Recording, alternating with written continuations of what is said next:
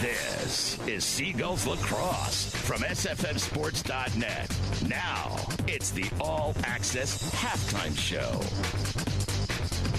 Welcome back to the All Access Halftime Show here on SFMSports.net coverage of Seagulls Lacrosse. I'm Christian Payne, and tonight I'm joined by one of the Eastern Shore's youth lacrosse leaders, dedicated dad, coach, Salisbury native, and Seagull Nation fan, Gary Richins. So some of you might know Gary is the founder of Coastal Lacrosse, a youth lacrosse program based in Worcester County, and basically designed to grow and promote the sport among youth players here on Delmarva. So Gary, thanks so much for joining me tonight. It's a beautiful night for lacrosse. It's great to be here. I always enjoy a Salisbury game, and get the opportunity to talk about Coastal Lacrosse makes it even better.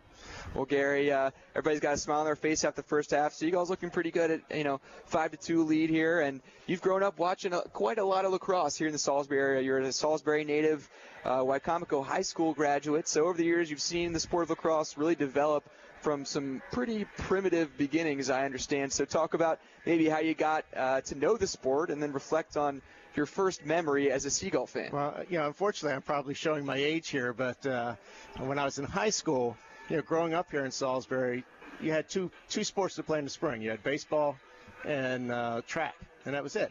One day my dad brought home a couple of old wooden lacrosse sticks, and it so happened at Salisbury, I read in the paper that that same day Salisbury had a big game coming up, and I don't remember who it was against, but it was a pretty big game, and that was back in the day when Dave Cottle and Steve Pappas, Scott Lathram were playing here, some local guys, and I thought, well, this is my chance to go out and see what this game of lacrosse is all about, and fell in love with watching it as a fan, and I've been watching it ever since, and then decided to get involved in it when my kids started getting to the age where they wanted to play.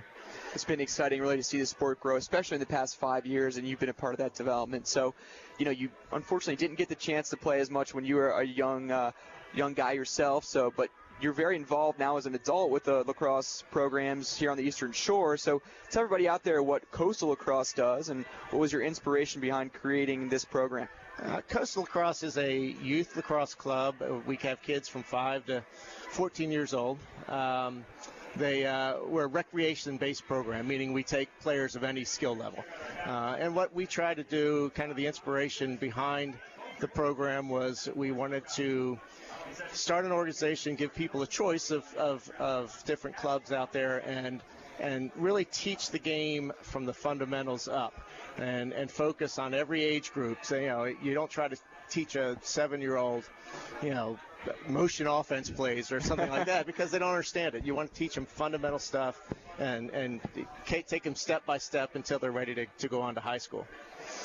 And Gary, there are a number of youth programs here in Delmarva in addition to your Coastal program, and travel is often an issue. I can remember from growing up having to do the 2-hour drive, sometimes even 3 hours. So how are those things factoring into your plans, and do you guys maybe have any ideas of growing together in a positive way between a couple of different programs here on the shore? Yeah, what we're trying to do, living here on the shore is wonderful. We live in a rural community. It's a great place to live, but you don't have enough kids at one age group, and where we are in Berlin, to play in your local community, so you have to travel. There's 2 different leagues on the shore. We play in the Delmarva Youth Lacrosse League, and then there's another league called the Eastern Shore Youth Lacrosse League, and we're trying to merge those 2 leagues together. The teams are as far north as Newark, Delaware, and then down here to Salisbury. And what we're trying to do is merge the 2 together, create a north and a south division, and let the kids. That way, hopefully, we won't have to travel as much, and we'll be able to play more games by doing that. Well, that sounds wonderful, and you guys actually have something very special coming up with Coastal Lacrosse. I understand you guys are going to be a part of the Lax for Leukemia Day, and that's going to be on April the 6th for a matchup here at Seagull Stadium against Mary Washington. There'll be a special event to celebrate the life and journey of Salisbury midfielder number 6, Alex Neves, who, folks, if you haven't heard his story, then really just take a couple minutes and learn about Alex. He had a successful battle with leukemia, and now is back in the maroon and gold. A heartwarming story. So what role are you guys going to play in that day, Gary? Well, we're thrilled to be a part of it. Matt McGinnis asked us if we'd be interested in coming and enjoying the game. We're going to have a lot of our players here to watch the game. And then the next day is our first home day of games for Coastal Lacrosse. And we have play day events where we'll have 5 clubs there that day playing games. And Alex and some of his teammates, I believe, are coming down. They're going to set up a tent. We're going to do fundraisers. We're going to ask people for donations. We're going to sell baked goods, and all that money we raise by doing that, we're going to put back, donate back to the Lacrosse Leukemia program here. And then I believe Alex and some of his teammates are going to be selling their T-shirts that they have for the event. And like I said, they're going to be signing autographs for the kids. So we're just going to make it a big, fun kind of festival type day, and and hopefully raise a little money for Lacrosse Leukemia.